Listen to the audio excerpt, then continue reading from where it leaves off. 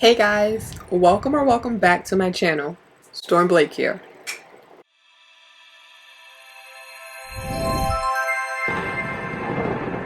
For today's video, we are going to be playing with and discussing the long-awaited Pat McGrath blushes. You heard that right. She actually finally came out with blushes.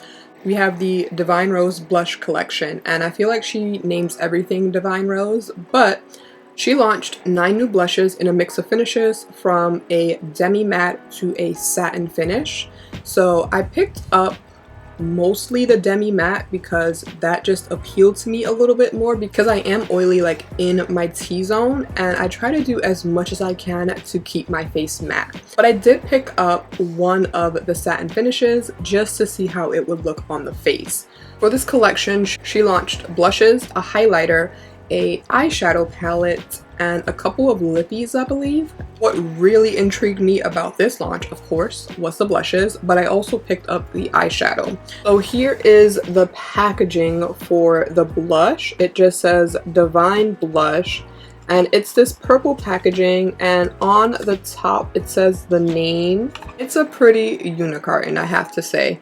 Then for the eyeshadow palette, it comes in the same packaging because, as I said, she released everything at once. And this one is just a little bit bigger than the blush packaging.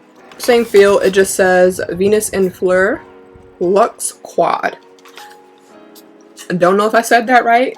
If I didn't, correct me down in the comments. So I picked up 4 out of the 9 shades of the blushes, and this is the packaging that the blush comes in. So it is kind of like her 10-pan Mothership palettes, kind of that lacquer feel, but it's a lot lighter. And then on the back has a sticker with the shelf life and name of the blushes. They're so tiny. I really don't know what Miss Auntie Pat has against putting like the name on the package like in big letters so that we can see, because of course if you have a couple of them and they're just stacked, you have to turn them over to see what blush you have. So that's kind of a drawback that I don't really care for about the packaging. This one that we have is Desert Orchid. It is the lightest one that I picked up, and I was just interested to see how it would look on my face. This one is the satin matte finish. I have to say it is a little bit light for me. And this one is Paradise Venus. This is the terracotta. I picked up 2 on the kind of deeper end of the spectrum. That one is Electric Bloom. Then the last one I picked up is Love Struck. And then here is the eyeshadow quad. So typical packaging with her letters out front is the inside. I don't have any other quads from Pat McGrath. They just never really called my name. They never really called out to me. Never said, Storm, pick me up. I have a couple of the 10-pan palettes from Pat McGrath, and I feel like hands down, those are definitely worth the money. Now, the quad coming in at $56. I don't know if it's necessarily worth that price. I only picked it up just because I felt like this could be a travel palette for me. And honestly, I'm not too sure how I feel about the duochrome. So each of the blushes, they retail for $38 each. So I'm not really a fan of the packaging. As you can see, it gets on a lot of fingerprints, but let's read the description. You know they always do the absolute most with the descriptions. I'm actually going to go to Sephora's website to read their description. On Sephora it says, what is it? A weightless powder blush with blendable color and a unique air whip silky finish. What else you need to know? This satiny powder blush features buildable layers of color for even mistake-proof application. Sweep over foundation for rich saturation, or after powder for a softly diffused look. Skin Fetish Divine Powder Blush is available in an array of modern nude to vibrant shades, each expertly blended to beautify all skin tones. Interesting. I never thought about putting blush on top of my foundation not set. That would probably really pack a punch. What I will say about the formulation of these blushes is that They're very smooth and they're very pigmented. So you know how sometimes if you have a pigmented powder product, it can sometimes be like gritty in texture, but these are very smooth and I feel like they kind of have a little bit of a blurring effect on the skin, a tiny bit. I'm gonna do a quick swatch of all 4 shades of the blushes that I picked up from lightest to dark. So the first one up is Desert Orchid, and then I'll also bring in a video of me putting them on my cheek. So here's Desert Orchid. As you can see, very light. They swatch so well. So there is Paradise Venus. Next we have Electric Bloom. I feel like this color really excited a lot of people. It just looks really pink. The last one I'm going to swatch for you guys is Love Struck. Desert Orchid is described as a bronze rose with golden pearl. That is the only satin pearl that I picked up. And as you can see in the demo, it goes on a little bit light because it is one of the lighter colors. Desert Orchid is number 3 on the list from the lightest colors. I don't know, I just wanted to see what it would look like on my skin tone because on the website it looked like an interesting color because it had that tan kind of golden pearl look. I've never seen a blush that looked quite like that. So I picked it up, but as you can see, it's a touch too light for me. What I can use that shade for is to lighten up other colors because as you can see, all the other colors are very pigmented. So perhaps if I get a little bit too heavy-handed with some of the blushes, I can go over that and kind of blend it down a little bit with Desert Orchid while adding a little bit of sheen to the cheek. It's really pretty even though it's light on me. The next color we have up is Paradise Venus. This is a terracotta demi matte, and as you can see when I'm putting it on in the demo, it goes on really smooth, really effortless. So this is one of those blush colors where if you're going for like a no makeup, low makeup day, you can just put on that blush and you don't have to worry about putting on bronzer as well. Because it has that kind of brownie terracotta undertone, it works really well to kind of go all over the cheeks and maybe just pop on some concealer, a little bit of powder, and you're out the door. You look flushed, but you look like, oh, you don't have a lot of makeup, you know? She just rolled out of bed like that. So I do enjoy that color as well. The next color we have up is Electric Bloom. How orange it looks on the website. That's crazy. The description for Electric Bloom is a vivid coral demi matte. And while I was using it in the demo, it feels like it went on a little bit patchy. I'm not sure if it's because of the powder that I had underneath or what, but using it for today's look, I absolutely love this color.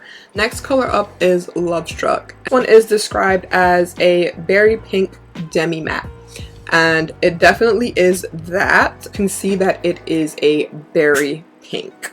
It goes on really nice on the skin. It's not too dark, but so because of the pigmentation, if you put too much of these darker blushes on, you will see it on your face. It will look very stark, and that's what happened to me when I was putting on Love Struck. I was like, oh, it's going on, and then before I knew it, it was just all over my cheeks and it looked kind of out of control. So that's one of the things I will say is when you are putting on these blushes, start by dipping in very lightly because they do build up really, really quickly. And it's in front of your eyes and you're not even noticing. So I think for the first couple of days of people like using these blushes, they will look really flushed and like, oh, who has you blushing, as Pat McGrath says, because they are pigmented and you don't even notice because of the formulation. It feels so light on the face. And let's jump into the eyeshadow quad that she released. And I'm going to swatch the shades for you. Swatch this shade right here, and I believe it's called Moonlight Liaison. Very pigmented as well. Next one up is Rose Fire Nectar. And this is the duochrome. It's very chunky as well. So they're going to go into After Dusk. This is the only matte in the palette. The last one we have is Twilight Bronze. There you have all 4 of the shades swatched. Let's talk about the formulation of this palette. Beautiful. The colors blend very easily. They are pigmented right out the gate. You guys know how I feel about Pat McGrath and her browns in her palettes. Oh my god, she gives us a brown or some variation of brown in like almost every single palette. I understand for the quad because it can be used on various skin tones. I understand that. So darker skin tones will be able to use this, as well as lighter skin tones will be able to blend it out and still create a look.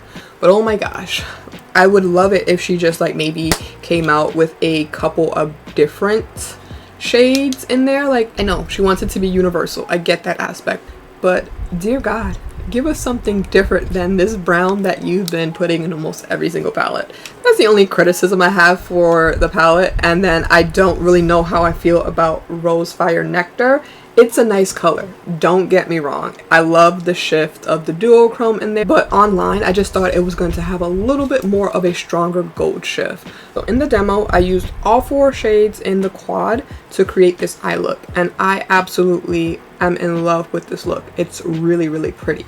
But I just feel like that Rose Fire is too much fire on the eyes. Like, it's just too much. Rose Fire, it brings that fire. It just brings your eye look to the next level. So I can see this easily transitioning from like a day look to a night look, especially with Rose Fire. If you don't have any Pat McGrath palettes, which is what a lot of people know her for, is her bomb eyeshadow formulations, I would say you don't need to pick this one up necessarily.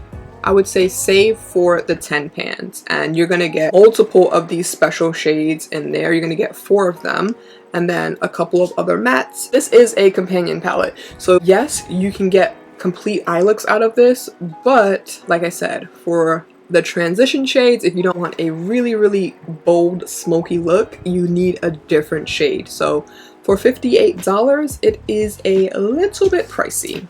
One of the things that I want to mention about the eyeshadow palette is that the Rose Nectar shade is kind of a chunky glitter. I'm not sure if you guys are going to be able to see it, but yeah.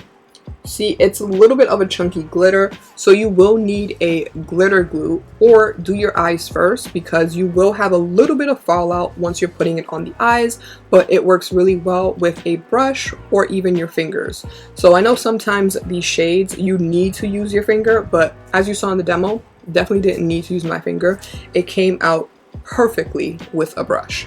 Now my final thoughts on the blushes. So do you need to pick these up? That's only a question that you can answer. I think these blushes are really pretty. Are they anything like new and innovative in the market? No. Chances are, if you have a lot of makeup, you have some of these colors throughout your makeup stash. So I would say that look at the website if you haven't already and you haven't had them in your cart already, because I know these were highly, highly anticipated. I would say pick maybe 1 or 2 colors, because at $38, you don't really need more than 2, I would say. Especially if you get a muted blush and then you go for something that has a lot more punch in there, that's all you really need. Because as you saw in the demo, you could kind of get away with one or the other. You don't need multiples. So as for the actual blushes, I love the pigmentation of them. I love how easy they glide onto the skin. And like I said, I noticed a little bit of a blurring effect, nothing too crazy, but you can go overboard with the pigmentation. But that's what I like about these. They're buildable. And as for the final look, like I said, I did use Electric Bloom on the top of my cheeks and then Desert Orchid just to kind of blend it out a little bit. I am loving how it looks on the face. My favorite way to apply the blushes was with this Chikuhodo brush. It is squirrel hair, so it doesn't pick up as much product. That's one of my key tips, is if you have natural hair brushes, I would say kind of use those first, because they are going to put on the product a lot lighter than a synthetic brush would. So I love the application with this brush. So if I had to choose my top 2 blushes out of the 4 that I picked up, that's gonna be a little bit hard, but not. So my top 2 would definitely be Paradise Venus, that is the terracotta. I definitely love how that looks on the face. And then my second favorite would be Electric Bloom. That's so interesting that it looks so different than the website, but it is my favorite. I love how it looks on the cheeks. So those are my top two, Paradise Venus and Electric Bloom. There you have it. Overall, I'm ecstatic that Mother Pat actually listened to her consumers and brought out some blushes. And she didn't just bring out one or two, she came to play. She brought out a whole bunch that everyone can choose one or two colors, and I love that about the range. Tell me down below, are you picking up any of these blushes? Have you picked up these blushes? What color are you most excited about? When you wear blush, do you like it to be subtle and understated, or do you want people to know that you have these blushing cheeks? As always, don't forget to like, comment, and subscribe, and I'll see you guys in my next video. Bye guys!